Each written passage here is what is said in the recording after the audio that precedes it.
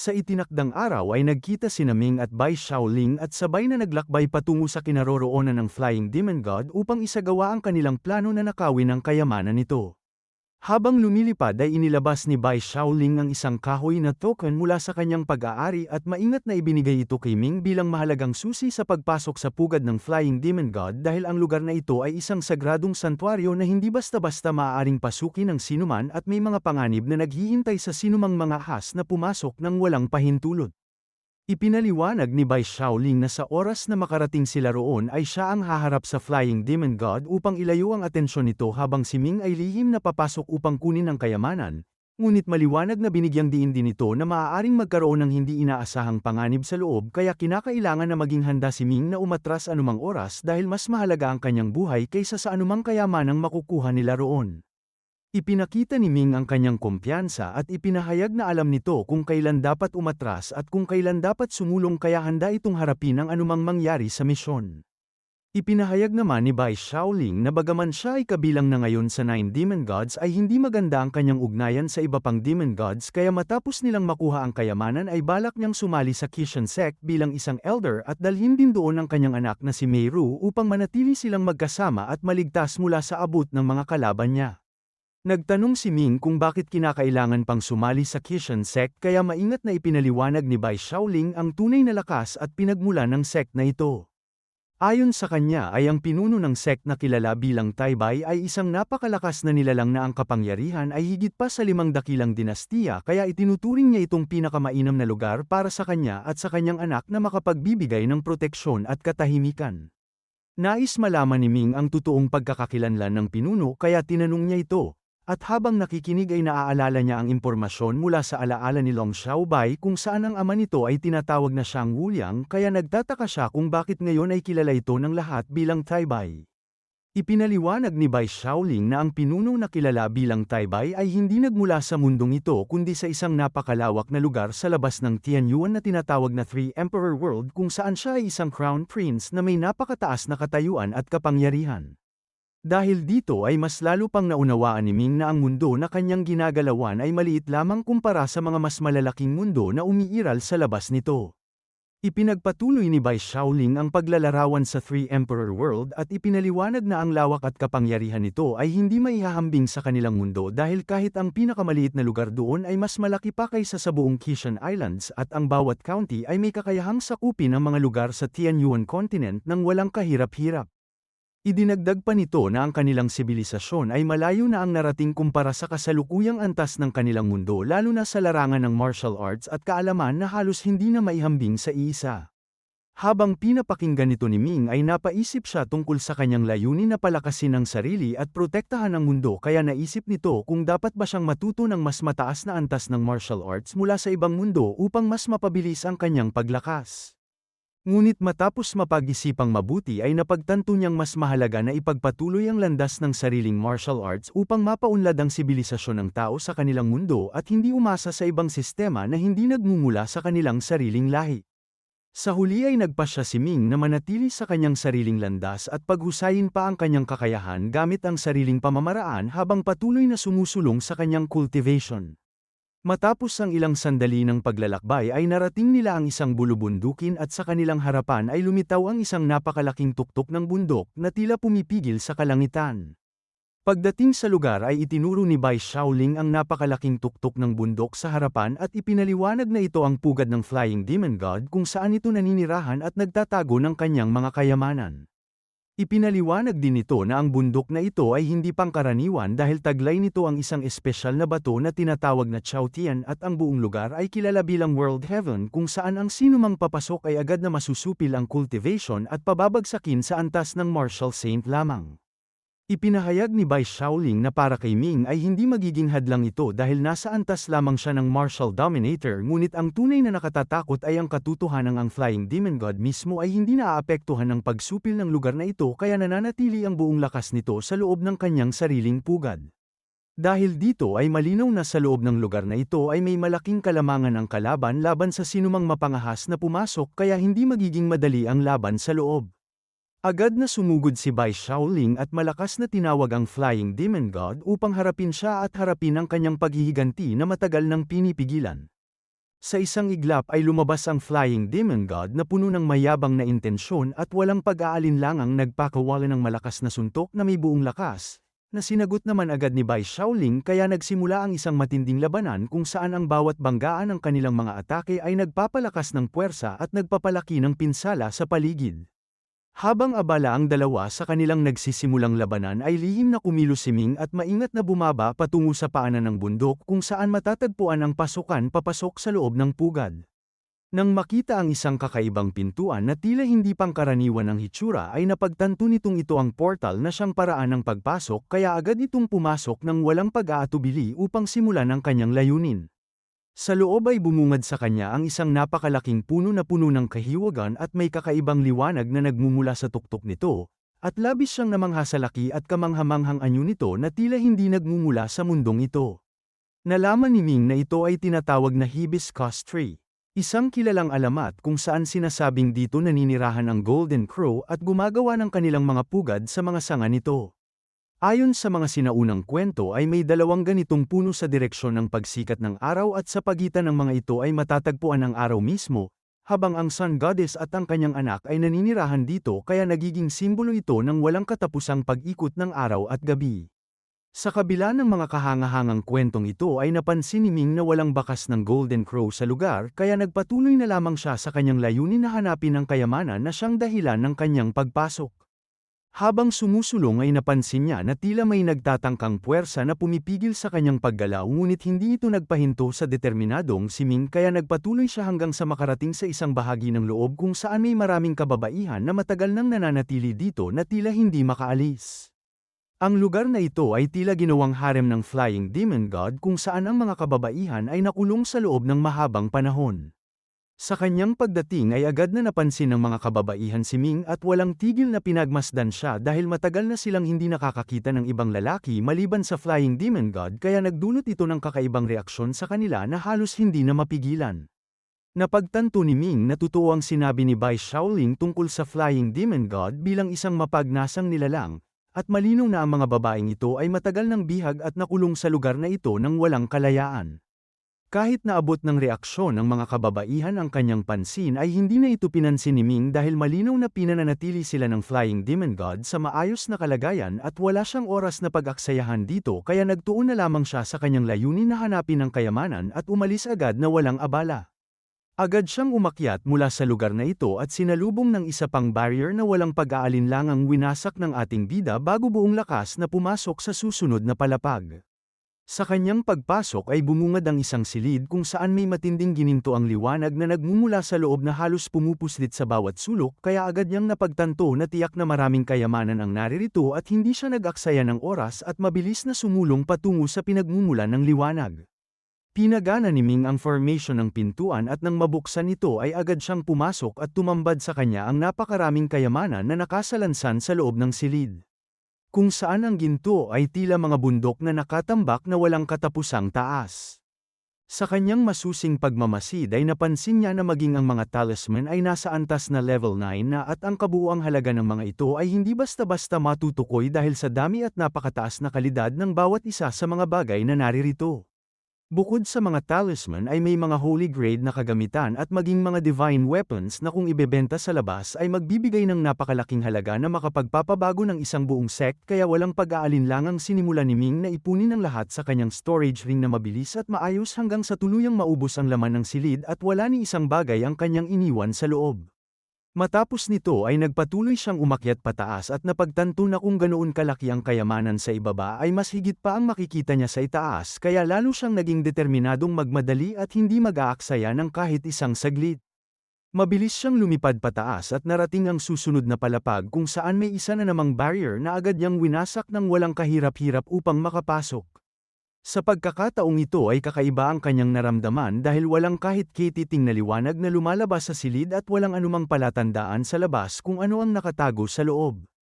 Ngunit napansin niyang ang mga pader at paligid ay pinatibay ng malakas na artifact na may mataas na antas kaya malinaw na ang laman nito ay mas mahalaga at mas lihim kaysa sa lahat ng nakita niya sa naunang silid.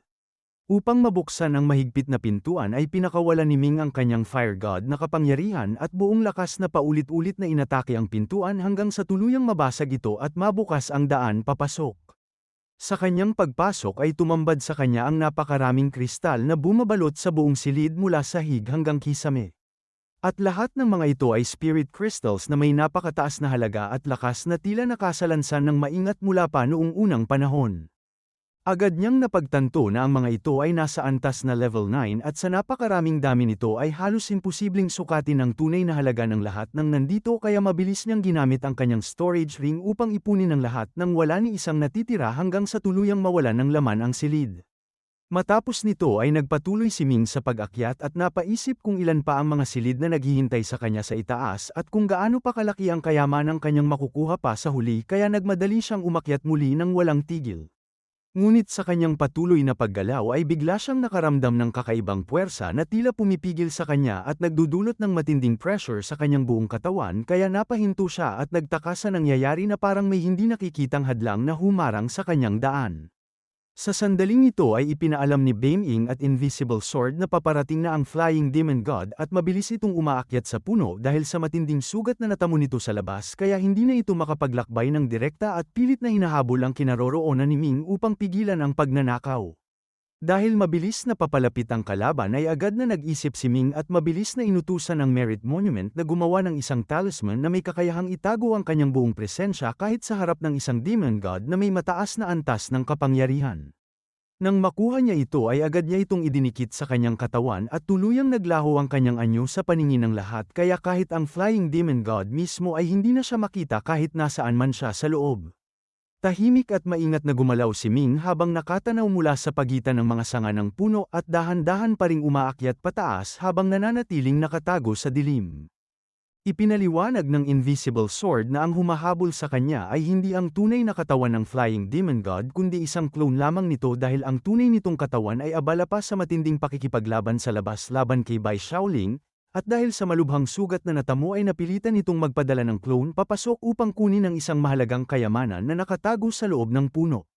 Napagtanto ni Ming na ang layunin ng clone ay umakyat ng mabilis upang makuha ang isang espesyal na treasure na may kakayahang magpagaling at magpalakas sa Flying Demon God kaya kahit na nasira na at nawala ang mga kayamanan sa mga silid sa ibaba ay hindi ito nagpakita ng galit at sa halip ay diretso lamang itong umaakyat patungo sa itaas nang may isang malinaw na layunin. Dahil dito ay napagtanto ng ating bida na ang tunay na pinakamahalagang kayamanan ay nasa pinakamataas na bahagi ng puno kaya kailangan niya itong maabot at maunahan bago pa man makarating doon ang clone. Agad na kumilos si Ming at pinabilis ang kanyang pag-akyat habang maingat na hinahanap ang nasabing treasure sa bawat sulok at sanga hanggang sa makita niya ang isang maliit na kumikislap na butil na tila may kakaibang aura na nagmumula rito at tila ito nga ang hinahanap ng clone. At walang pag-aalinlangang pinabilis pa niya ang kanyang galaw habang ang clone ng Flying Demon God ay patuloy na papalapit din mula sa ibaba. Sa kanyang pag-abot sa tuktok na bahagi ng puno ay nagsimula niyang maramdaman ang matinding init na halos hindi na makayanan dahil ang buong puno sa lugar na ito ay tila binubuo ng tunay na apoy kaya kung hindi niya taglay ang fire attribute at ang sapat na lakas ng kanyang kapangyarihan ay matagal na siyang nasunog at mababago sa abo sa matinding init ng lugar. Kahit nasa gitna ng panganib at puno ng init ang paligid ay nagawa pa rin ni Ming ang kanyang katahimikan at patuloy na inaabot ang treasure habang papalapit ang kalaban. Sa kabilang banda ay naramdaman ng Flying Demon God ang pagkawala ng lahat ng kanyang mga kayamanan sa mga silid sa ibaba kaya nagalit ito ng matindi at nagsimulang hanapin ang tao na may gawa ng pagnanakaw na ito. Sa sandaling ito ay nasunog ang talisman na ginagamit ni Ming dahil hindi ito nakayanan ang matinding init ng lugar kaya biglang nawala ang kanyang kakayahang magtago at muli siyang naging lantad sa paningin ng clone ng Flying Demon God na nasa malapit na sa kanya. Napagtanto agad ni Ming ang kanyang pagkakamali dahil hindi niya naisip noon na ang talisman ay hindi kakayanin ang matinding init ng lugar na ito kaya ngayon ay walang proteksyon at lantad na siya sa paningin ng kalaban. Dahil dito ay tuluyang nakita siya ng clone at agad itong nagpakawala ng galit habang marahas na binabalaan si Ming na umalis sa kanyang pugad kung ayaw nitong mapatay ng walang awa. Sa kabila ng banta ay nanatiling kalmado si Ming at malinaw na ipinakita na hindi siya natatakot dahil ang kaharap nila ay isang clone lamang at ang tunay nitong katawan ay abala sa labas kaya wala itong sapat na lakas upang labanan sila ng maayos at makamit ang tagumpay. Sa gitna ng lumalaking tensyon ay patuloy na gumalaw si Ming habang ang clone ng Flying Demon God ay nagpakawala ng kanyang kapangyarihan at nagpabilis sa kanyang paghuhuli. Sa isang iglap ay ginamit nito ang kanyang pisikal na lakas upang tumalon pataas ng buong bilis at halos maabot si Ming sa isang sandali lamang, at sabay na nagbabala ang Invisible Sword kay Ming na ang kalaban ay papalapit na ng mapanganib at mabilis nitong nabawasan ang distansya sa pagitan nila sa bawat segundo. Ipinaliwanag ni Bame In kay Ming na bilang Flying Demon God ay may likas na kakayahan nitong lumipad ng mas mabilis kaysa sa karaniwang nilalang, samantalang ang anyong tao ni Ming ay hindi angkop para sa ganitong antas ng bilis, lalo na at ang kanyang cultivation ay napipigilan sa loob ng bundok, kaya kahit gamitin pa niya ang kanyang Fire God na kapangyarihan ay talagang hindi niya kayang mahigitin ang natural na bilis ng kalaban sa lugar na ito. Dahil malinaw ang kalamangan ng kalaban sa bilis ay agad na nagpasya si Ming na gamitin ang kanyang ibang anyo at walang pag-aalinlangang nag-transform bilang isang tunay na dragon ng buong lakas at determinasyon. Sa kanyang pagbabago ay lumakas ang kanyang buong katawan at naging mas makapal at matibay ang kanyang balat, kaya nakayanan niya ang matinding init ng lugar habang ang kanyang bilis ay tumaas ng husto at nalampasan ang dati niyang limitasyon. Sa anyong Golden Dragon ay mabilis at makapangyarihang sumulong pataas si Ming at agad napansin ito ng clone ng Flying Demon God na nagsimulang mag-alala dahil alam nitong ang likas na bilis ng isang dragon ay mas mataas kaysa sa kanya, kaya magiging mahirap nang itong habulin at mapigilan. Napagtanto rin ng clone na papunta si Ming sa pinakamahalagang kayamanan ng kanyang Panginoon, kaya lalo itong nataranta at nagmadali upang huwag mapahuli.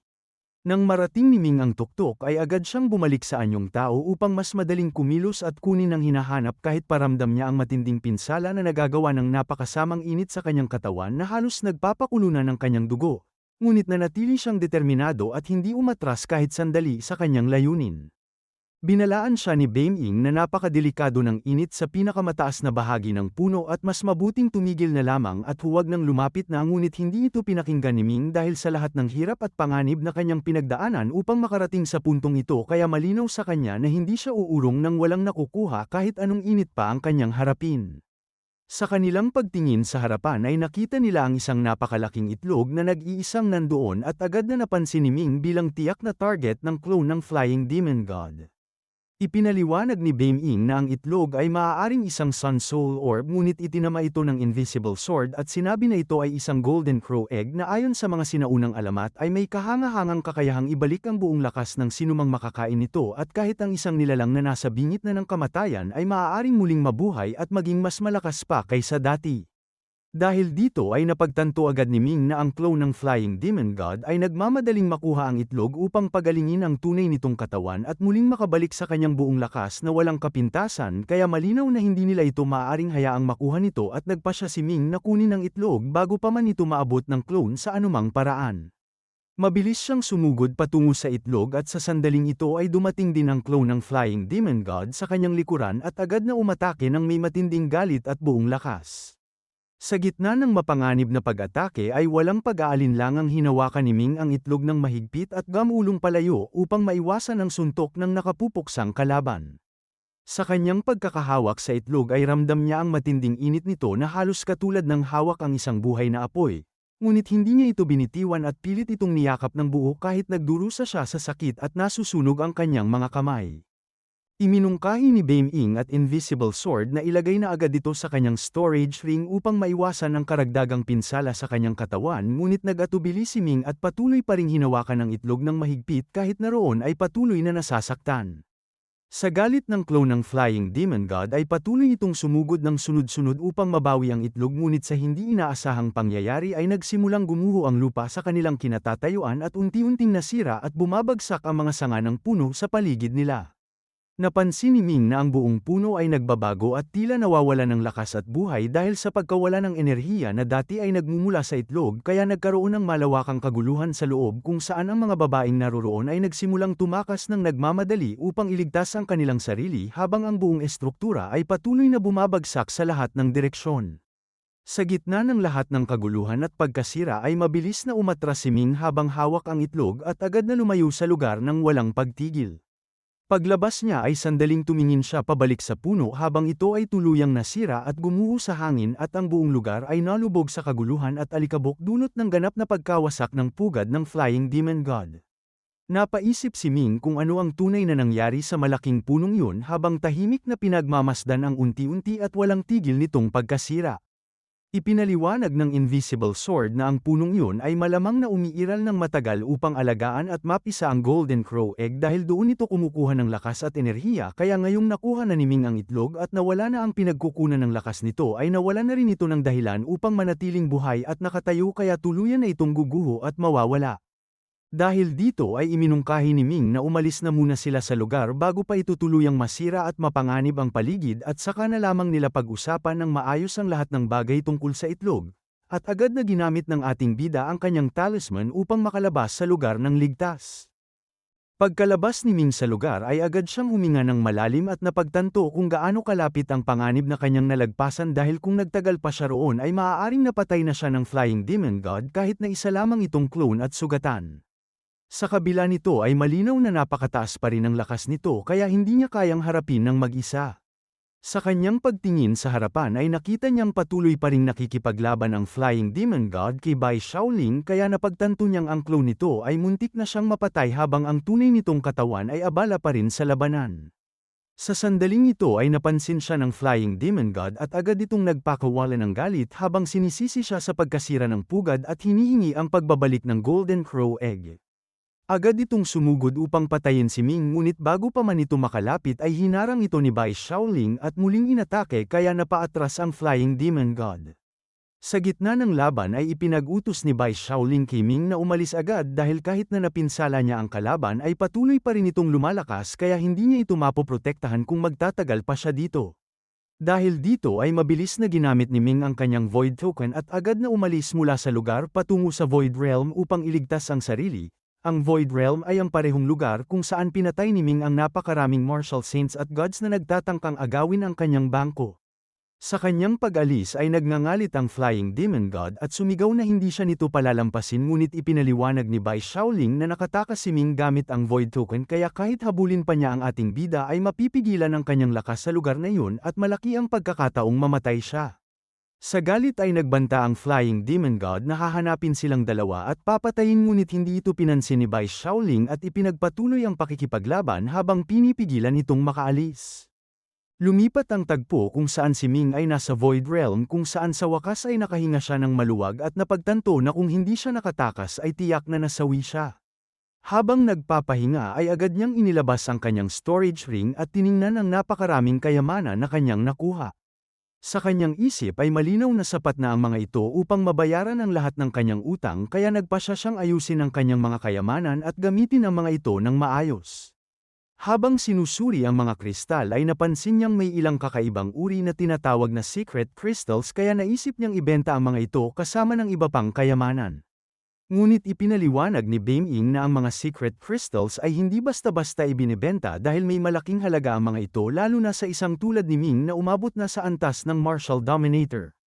Ayon sa kanya ay maaaring pagsamahin ang mga secret crystal sa Divine Cloak upang higit pang mapalakas ang kanyang kapangyarihan kaya hindi dapat sayangin ang mga ito. Ipinaliwanag ni Bame Ying na sa pamamagitan ng secret crystals ay makakakuha si Ming ng bagong kapangyarihan kaya iminungkahi nitong pagsamahin ang mga ito sa kanyang Divine Cloak upang higit pang mapalakas ang kanyang kakayahan. Agad na inilabas ni Ming ang napakaraming kristal at tinanong kung alin sa mga ito ang tunay na secret crystals na dapat gamitin. Maingat na pumili si Bame Ying ng 3 kristal mula sa mga ito at ipinaliwanag na ang pinakamainam ay ang Violent Crystal, Crystal of Wisdom, at ang Virtualization Crystal dahil ang kombinasyon ng 3 ito ay magbibigay ng malaking benepisyo kay Ming. Ipinaliwanag niya na ang Violent Crystal ay kayang magpataas ng lakas ng pag-atake ni Ming ng 2 hanggang 3 beses habang ang Crystal of Wisdom ay magpapalawak ng kanyang kaalaman at pag-iisip sa parehong antas kaya mas magiging matalas ang kanyang pag-aanalisa at pagpapasya. Samantala ang Virtualization Crystal ay magbibigay sa kanya ng kakayahang maging invisible ng mas matagal at mas perpekto kaya magiging napakahirap siyang matukoy ng kanyang mga kalaban. Matapos marinig ang paliwanag ay agad na pumayag si Ming at ipinagkatiwala kay Bame Ying ang proseso ng pagsasama ng mga kristal sa kanyang Divine Cloak. Nais din niyang gamitin ng iba pang secret crystals ngunit ipinaliwanag na 3 lamang ang maaaring pagsamahin kaya tinanggap niya ang limitasyong ito at hinayaan si Bame Ying na kumpletuhin ang proseso. Sa pag-activate ng Divine Cloak ay matagumpay na naisama ang tatlong kristal at agad na naramdaman ni Ming ang pagdaloy ng bagong kapangyarihan sa kanyang katawan na nagdulot ng kakaibang sensasyon na tila mas naging buo at malakas ang kanyang sarili. Dahil dito ay labis ang kanyang kasiyahan sa mga natamong kakayahan. Matapos nito ay sinuri niya ang kanyang mga kayamanan at tinanong kung gaano kalaki ang kanyang dapat bayaran, ngunit nang makalkula ang lahat ay napagtanto niyang kahit na napakarami niyang nakuha ay hindi pa rin ito sapat dahil mayroon pa siyang natitirang utang na umabot sa napakalaking halaga na 2 trilyong martial god coins. Iminungkahi ni Beiming na maaari niyang ibenta ang Golden Crow Egg upang mabayaran ang natitirang utang, ngunit agad itong tinanggihan ng Invisible Sword dahil alam niyang napakahalaga ng itlog at hindi ito basta-basta maaaring ipagpalit sa pera. Sa halip ay nagpasya ang ating bida itago ito sa kanyang storage ring dahil maaaring maging kapaki-pakinabang ito sa hinaharap. Ipinaliwanag ni Ming na muli nang bumalik ang kanyang mga pinagmumulan ng kita kaya umaasa siyang unti-unti niyang mababayaran ang kanyang utang sa paglipas ng panahon. Habang siya ay nasa pag-iisip ay biglang lumitaw ang Heaven's Wheel sa kanyang harapan at ipinaalam na dumating na ang oras para sa kanyang pagsubok. Nagulat si Ming sa biglaang paglitaw nito at nagtaka kung bakit ito naririto, ngunit ipinaliwanag ni Ming niya hindi pa nito kayang gawin ang mga trials dahil mayroon itong mas mahalagang tungkulin kaya kailangan niyang tanggihan ang trial test. Ipinahayag ng Heaven's Wheel na ang pagsusulit na ito ay binubuo ng 5 yugto na kinabibilangan ng Martial Guru, Martial Dominator, Supreme Master, Martial Saint at Martial God, at dahil nakarating na si Ming sa Martial Dominator stage ay automatiko niyang nalampasan ang unang yugto. Gayunpaman ay nilinaw nito na hindi niya naisagawa ang pagsusulit noong siya ay nasa antas pa ng Martial Guru kaya ngayon ay wala na siyang pagpipilian kundi sumailalim sa susunod na yugto at pilit siyang ipapadala roon upang harapin ang hamon. Dahil dito ay nagulat si Ming at hindi agad matanggap ang sinabi ng Heaven's Wheel. Sinabi ni Ming na sa kanyang pag-unawa ay kailangan niyang matapos ang 6 na yugto at maging Martial God bago siya makabalik, ngunit agad itong itinama ng Heaven's Wheel at ipinaliwanag na hindi ganoon ang sistema. Ipinaliwanag nito na ang bawat yugto ay hiwalay at hindi sabay-sabay kaya maaari siyang pumasok sa isang stage, tapusin ito at bumalik muna sa kanyang mundo bago niya piliing pumasok sa susunod na stage. Sa ganitong paraan ay hindi siya napipilitang tapusin ang lahat ng sabay-sabay. Dagdag pa ng Heaven's Wheel na ang Trial Ground ay isang espesyal na lugar kung saan nagtitipon ang mga henyo mula sa iba't ibang sibilisasyon ng mga tao. Hindi lamang mula sa Tianyuan ang mga kalahok kundi pati mula sa iba't ibang mundo at planeta, at ang bawat isa sa kanila ay kinikilalang pinakamagagaling sa kanilang sariling lahi. Ipinahayag nito na may ilan na mas mataas ang cultivation kaysa kay Ming habang ang iba naman ay maaaring mas mababa, ngunit lahat sila ay may parehong katangian bilang mga elite genius ng kani-kanilang pinagmulan kaya magiging matindi ang labanan sa loob ng trial ground. Ipinaliwanag din ng Heaven's Wheel na ang bawat kalahok ay isinailalim sa pantay na kondisyon ng cultivation kaya kahit magkaiba ang kanilang pinanggalingan ay pare-pareho silang ituturing na nasa Martial Dominator level sa loob ng pagsubok na ito. Dahil dito ay hindi basehan ang tunay nilang mundo kundi ang standardized na lakas na itinakda para sa trial. Sinabi pa nito na ang bawat sibilisasyon ay may sariling paraan ng martial cultivation gaya ng Martial Civilization, Buddha Civilization at maging Immortal Civilization na may kani-kanyang paraan ng paghubog ng martial soul. Sa pamamagitan nito ay nagiging pantay ang laban sa loob ng stage kahit magkaiba ang kanilang pinagmulan. Sa huli ay nilinaw ng Heaven's Wheel na bagamat lahat sila ay mga henyo sa loob ng trial ay pantay-pantay ang kanilang antas na katumbas ng Martial Dominator level ng Martial Civilization kaya ang magiging sukatan ay galing at lakas sa aktwal na laban. Ibig sabihin kailangan ni Ming na talunin ang lahat ng makakaharap niya upang makuha ang malaking pagkakataon na naghihintay sa loob ng stage na ito.